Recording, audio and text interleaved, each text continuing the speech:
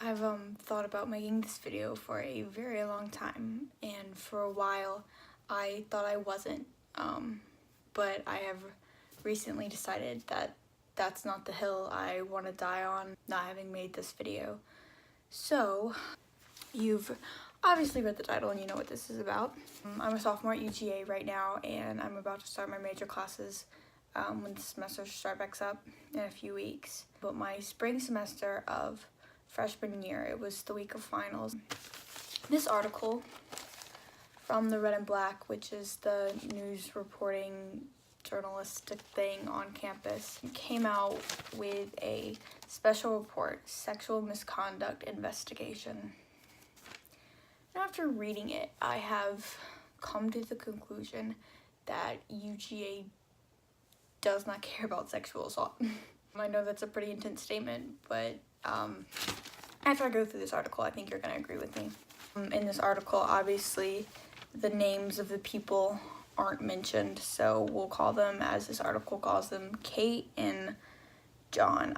The article establishes that Kate was a freshman in August when the sexual assault occurred, and it says, Kate reported she was raped by a fellow freshman in a dorm. And basically, after a 3-month-long investigation, John, the accused freshman, was found in violation of sexual misconduct. He was found guilty of sexual misconduct by UGA, not by the police, by UGA's system they have in place. It says his sanctions were a 5-page paper and educational training.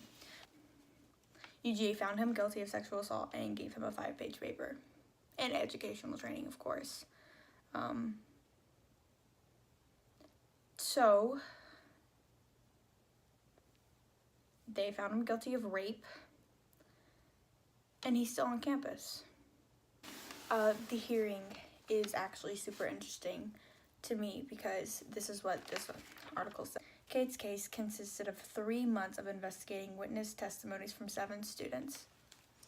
Okay, so 3 months of investigation. And then 2 months after the investigation, the hearing took place. 5 months for a hearing to take place. 5 months she's walking around with him on campus. 5 months is absolutely ridiculous. I don't think there's any excuse for that at all. And basically, there's no time limit for a sexual assault case to be heard. It has to be heard within a reasonable amount of time, but there's no time limit. So he was found guilty. He's still allowed to participate in extracurricular activities, but he will be on probation for the rest of his undergrad year. Okay, so UGA found him guilty of sexual assault and basically didn't do anything. So how can one not believe UGA doesn't care about rape, and if it happens, and even if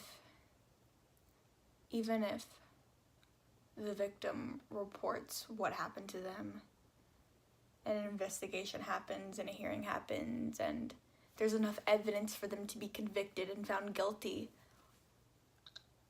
there's still a chance that they're not going to be expelled. I don't know, in my head, if you rape somebody, you should be kicked out of school, you know? But UGA doesn't think that.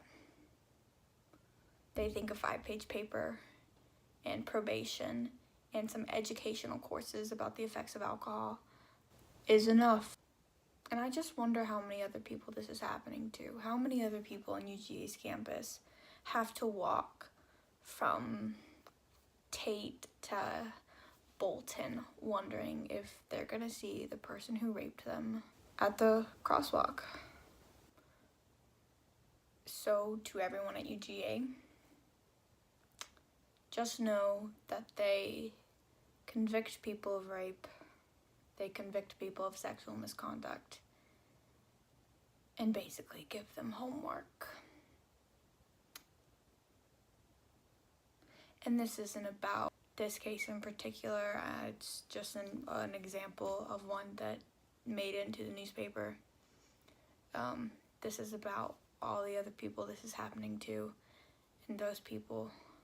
This is about UGA knowing that he's walking around on campus and not caring, not doing anything. well, they did something. They did a 5-page paper. I think I would get more in trouble if I plagiarized on an essay.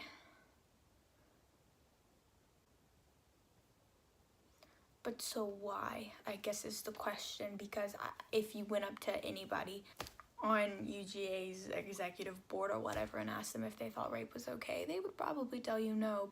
So why was he allowed to stay on campus?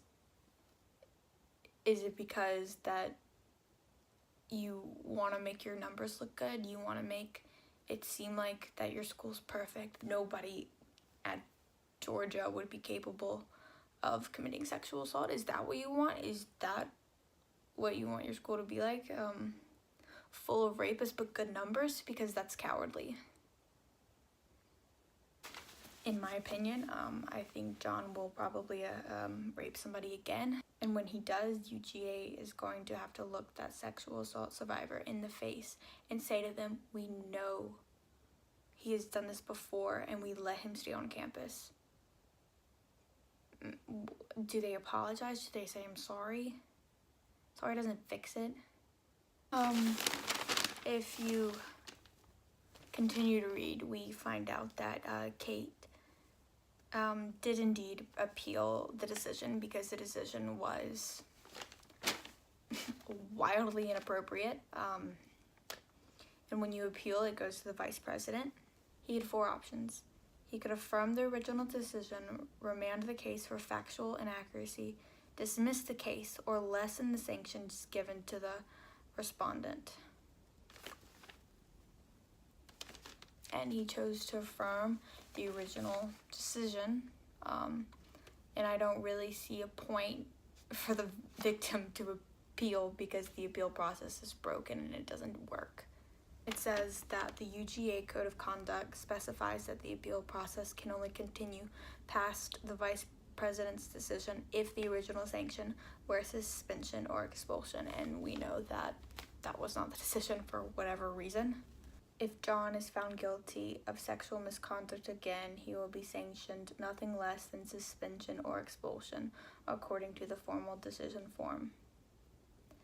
So, UGA is okay with a first free rape, not a second one. So the panelists, which are made up of people who work at UGA who decided that John should not be kicked out of school for rape, received a email, I guess, from Kate, and she said, "It makes me feel as if what happened to me was small in your eyes. Yet John's sanctions had a very big impact on me. I would greatly appreciate it if you would be able to give me your reasoning behind these sanctions, as I believe it would help me process the entire situation and speed up my recovery." Kate did not receive a response from the panelist. The people who gave this boy a 5-page paper aren't gonna even take it upon themselves to respond to the victim in an email. If you go to UGA or if you're thinking about coming, know that John is walking around freely. And if you're curious, his essay was due May 15th. I wonder if it was double-spaced. What size font? Kind of font? Times New Roman, maybe? Margins were 1 inch, maybe. Did he print it? Did he just get to email it? I don't know what else to say. I don't think there's a ton left to say. I'm gonna try to find this article and link it in the description if you guys want to read it, so go check it out and see it for yourself. Alright, this has not been fun to film. Go dogs, I guess.